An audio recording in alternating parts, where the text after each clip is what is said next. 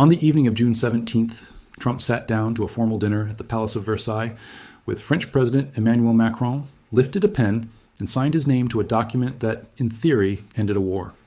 Thousands of kilometers away in Tehran, Iranian President Masoud Pezeshkian signed the same paper. The Memorandum of Understanding between the United States and the Islamic Republic of Iran, the Islamabad MOU as it has come to be called, was now official. 14 points. A 60-day window to negotiate a final deal, the Strait of Hormuz to reopen. A naval blockade to be lifted. $100 billion in frozen Iranian assets to be unfrozen. Cameras rolled, statements were released. G7 leaders issued congratulations. It looked, on the surface, like the war was over. It was not over. By the time the ink dried in Versailles and Tehran, the deal was already being torn apart from the inside by the very institution that has controlled Iranian decision-making since the fighting began. And a 60-day diplomatic clock was ticking toward what could easily become the most consequential 60 days since the first bombs fell in February. To understand what is actually happening right now inside Iran, you have to go back to a question that outsiders spent months getting wrong. Who is actually in charge in Tehran? After the joint U.S.-Israeli air campaign on February 28th killed Supreme Leader Ali Khamenei in the opening strikes, the immediate assumption in many Western capitals was that the Iranian regime was on the verge of collapse, that the death of its most powerful figure would trigger a power vacuum, that moderates might seize the moment. None of that happened. What happened instead was faster and more ruthless than that. The Islamic Revolutionary Guard Corps, the IRGC, consolidated. Ahmad Vahidi, the IRGC's commander-in-chief, and his inner circle moved swiftly to dominate not just military decisions, but diplomatic ones too. And the way they did it, according to months of reporting from the Wall Street Journal, the Institute for the Study of War, and multiple regional intelligence assessments, was by repeatedly, directly, and successfully overruling the people who were supposed to be running the government. The Wall Street Journal put it plainly in a profile that ran this month. Vahidi, in instance after instance of internal disagreement, came out on top. Iranian President Pezeshkian, widely regarded as a relative moderate and a supporter of reaching a negotiated settlement, found himself overruled.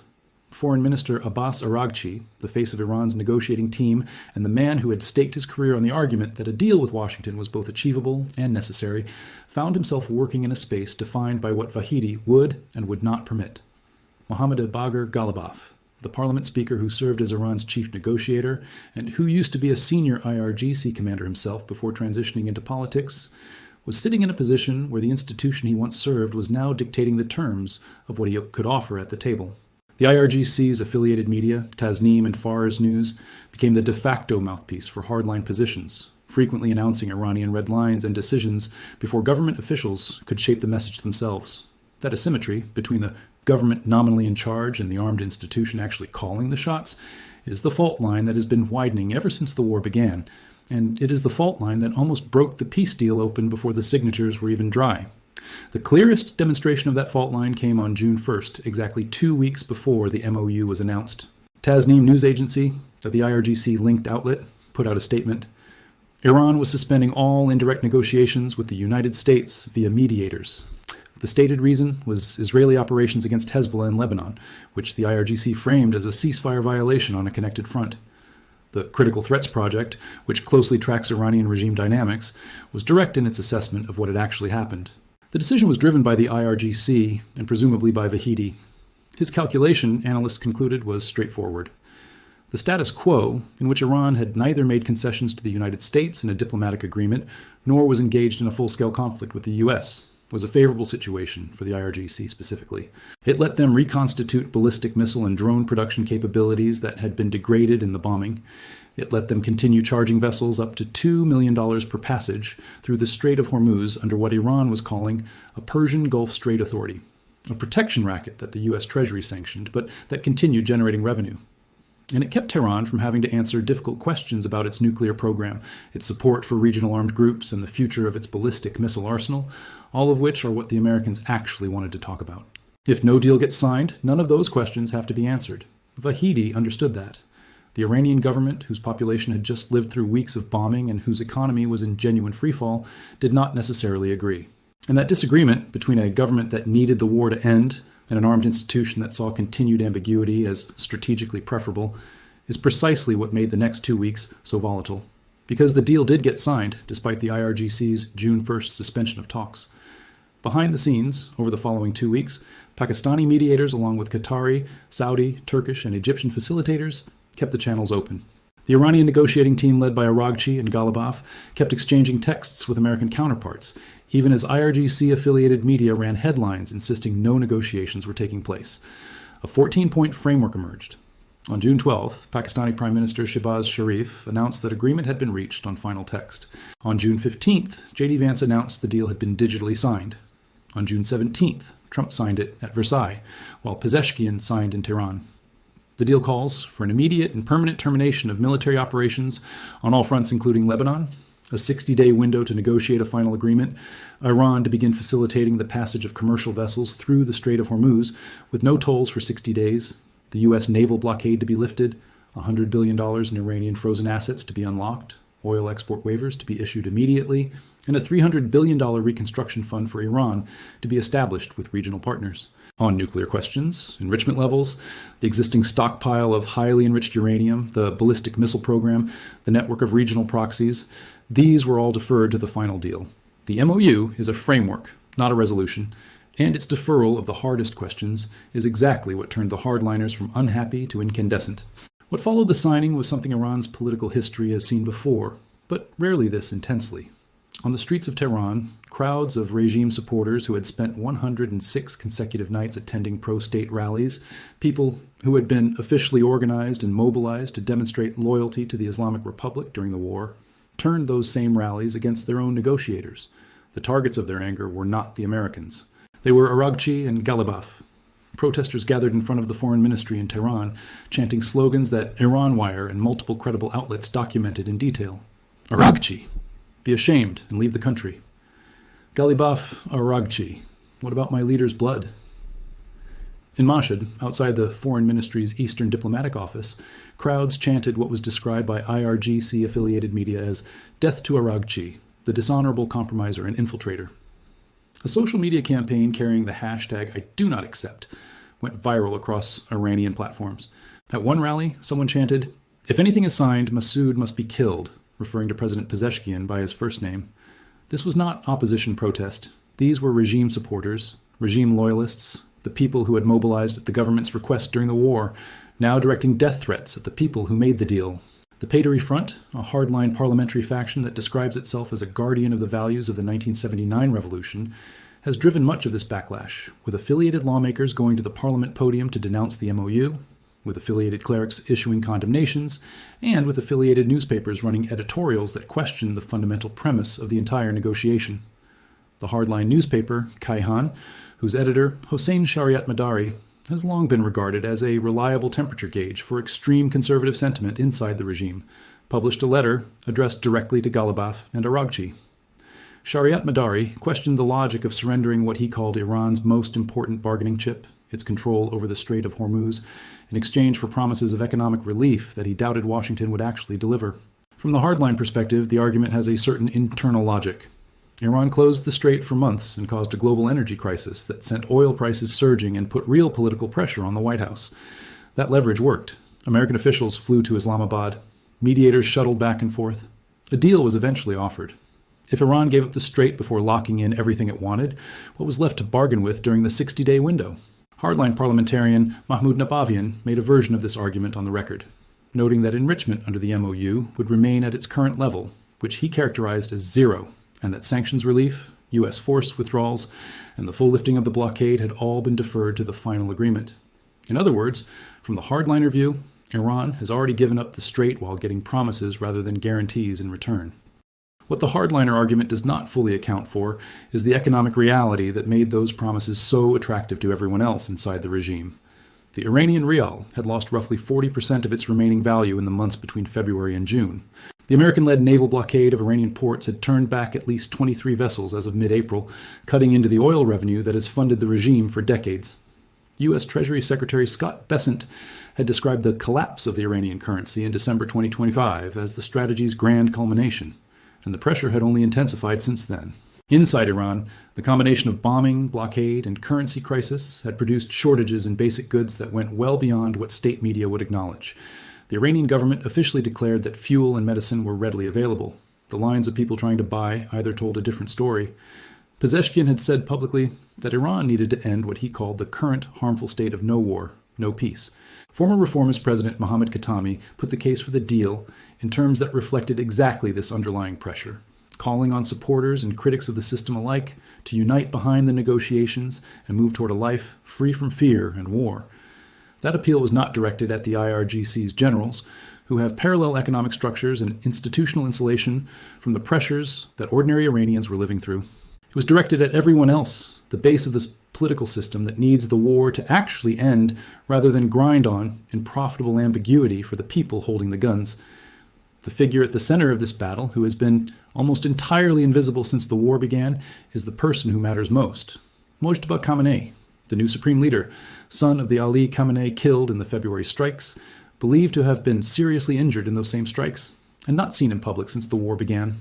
His position on the MOU was closely watched and deeply contested. On June 18th, a statement attributed to him was released. It did not read like enthusiasm. Khamenei said he had granted permission for the MOIU to proceed, but framed it as a concession he was making in response to commitments made to him by Pezeshkian and the Supreme National Security Council, not as his own judgment that the deal was wise. He said future direct negotiations with the United States would not mean accepting the enemy's point of view.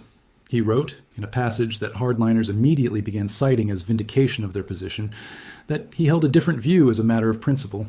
The statement simultaneously kept the deal alive, since he did authorize it and provided hardliners with the Supreme Leader's own words suggesting the deal was a compromise he personally opposed. It is hard to imagine a more ambiguous green light. It was authorization enough for the government to proceed. It was also cover enough for the IRGC's affiliated media to keep attacking the deal without technically defying the Supreme Leader, because the Supreme Leader himself had said he had reservations. It was against this background, hardliner rage on the streets, a Supreme Leader with documented reservations, and an IRGC leadership that had never wanted a deal in the first place, that the first test of whether the MOU could actually function arrived, and it failed immediately.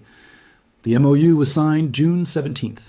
Technical talks in Switzerland were supposed to begin June 19th, within 48 hours of the signing. Vance was scheduled to travel to Bürgenstock Resort near Lucerne. That trip was canceled. The Swiss Foreign Ministry confirmed the negotiations had been postponed. The reason, according to a U.S. diplomat familiar with the talks who spoke to CNN, was that Tehran was demanding a guarantee that Israel would cease its fight in Lebanon against Hezbollah before any discussions in Switzerland would begin. Israel had bombed Beirut twice during the negotiations themselves. On June 20th, after the MOU was already signed, Israeli strikes killed at least 47 people across southern Lebanon, making it one of the deadliest single days of that conflict. Hezbollah killed 4 Israeli soldiers. Israel responded with airstrikes, and the cycle that had been grinding on since the early days of the Iran war continued regardless of what 2 presidents had signed at Versailles and Tehran. Iran's position, which IRGC voices have consistently pushed to the front of every public statement, is that the MOU covers Lebanon in its first clause, and that Israeli operations there constitute a violation of the agreement's terms. Israel's position, which Netanyahu made clear immediately after the MOU was announced, is that Israel was not part of the U.S.-Iran negotiations and is not bound by them. Netanyahu said Israel would preserve its freedom of action. J.D. Vance criticized Israeli officials publicly for having jeopardized the deal, which produced an extraordinary public rift between Washington and Jerusalem. IRGC General Mohsen Rezai, who became military advisor to Khamenei, said the conflict must conclude in a way that safeguards Iran's deterrence capabilities for the next 50 years. He also called the United States the defeated criminal in the war. That is not the language of a military establishment that sees the MOU as a settlement it accepts. It is the language of an institution that views the ceasefire as a temporary pause in a longer contest, and that intends to come back from it in a stronger position. By June 21st, the technical talks had still not started. Steve Witkoff traveled to Switzerland. Jared Kushner was already there. Israel and Hezbollah reached a separate ceasefire, which removed Iran's stated reason for blocking the Switzerland talks. But a hardline Iranian media outlet called Raja News published a remarkable account that same day, citing remarks from a member of the media team attached to the Iranian delegation during the Islamabad negotiations, a man named Mehdi Khanalizadeh. He described what he portrayed as a sustained and repeated dispute between the Supreme Leader and the officials running the negotiations. He said that an initial proposal for talks was rejected by Mojtaba Khamenei after being submitted to him. He said a 10-point framework was eventually developed and became the basis for discussions, but that the Supreme Leader added conditions, including a prohibition on negotiations over Iran's nuclear program. He said that despite those conditions, members of the Iranian team discussed nuclear issues anyway with American counterparts, and that this led U.S. negotiators to conclude Iran could be pressured into concessions. He said Khamenei rejected the negotiators' arguments that engaging on nuclear issues was necessary. He said the original 10-point framework was eventually abandoned in favor of the 14-point document that became the MOU, and that the agreement remained with the supreme leader unanswered for 2 weeks before final approval was granted, during which period officials actually debated whether silence could be interpreted as consent. According to Khanalizadeh, it was not silence as consent. It was a supreme leader who eventually sent back a letter full of questions that officials had to answer in writing before permission was grudgingly given. Iran's President Pezeshkian, for his part, welcomed the MOU in terms that were carefully chosen. He said that if all provisions of the memorandum are implemented correctly, it could become a source of pride for the country. That conditional phrasing, if implemented correctly, is doing a great deal of work in a single sentence. Aragchi, the foreign minister who has been the most prominent face of the pro-deal camp and who has been hearing death chants with his name attached, said something in the days leading up to the signing that is worth sitting with. The best time to end a war is when we hold the upper hand. We are truly victorious on the battlefield. Whether or not one accepts that framing, and the Americans, who have been enforcing a naval blockade for months, almost certainly do not, the purpose of the statement was not aimed at Washington. It was aimed at Tehran, specifically at the audience that has been calling him a traitor for making this deal.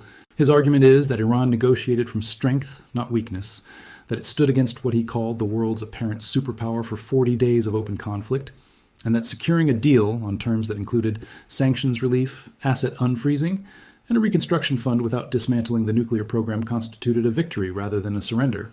The hardliners, including the Kayhan newspaper and the Paydery Front lawmakers and the crowds chanting outside the foreign ministry, heard that argument and rejected it.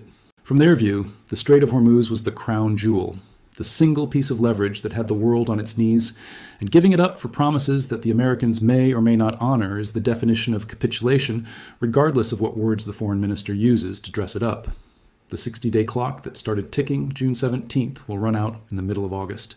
Inside that window, negotiators are supposed to agree on what happens to Iran's remaining highly enriched uranium stockpile, on what level of enrichment, if any, Iran will be permitted to maintain, on the Iranian ballistic missile program, on Iran's network of armed proxies across the region, including Hezbollah, and on the full schedule for lifting every category of American and international sanctions. These are not small questions. They are the same questions that have prevented a final deal for decades, the same questions that sank the JCPOA, the same questions that the MOU explicitly deferred. The IRGC, which views all of them as touching directly on its institutional power and its ability to project force across the region, has made its position clear through every channel available to it. It will not accept an agreement that eliminates its missile program, abandons its allies, or surrenders what it views as Iran's right to nuclear capability. The political leadership, battered by a war that cost real civilian lives and an economy that was genuinely cracking, believes the system cannot survive another round of what happened between February and April. Those two positions are not easily reconcilable inside a 60-day window, and the forces trying to prevent reconciliation are not going away. The first round of technical talks did not happen as planned. Israel and Hezbollah have reached a ceasefire that removes one Iranian pretext for delay. Witkoff and Kushner are in Switzerland. Whether the talks actually start, whether they produce anything inside 60 days, and whether whatever they produce will survive the gauntlet of IRGC hardliners waiting on the other side of those 60 days is what the rest of this story is built around. The loudest voices in Tehran right now are calling the negotiators traitors. The institution those negotiators have to answer to is the same one calling them that.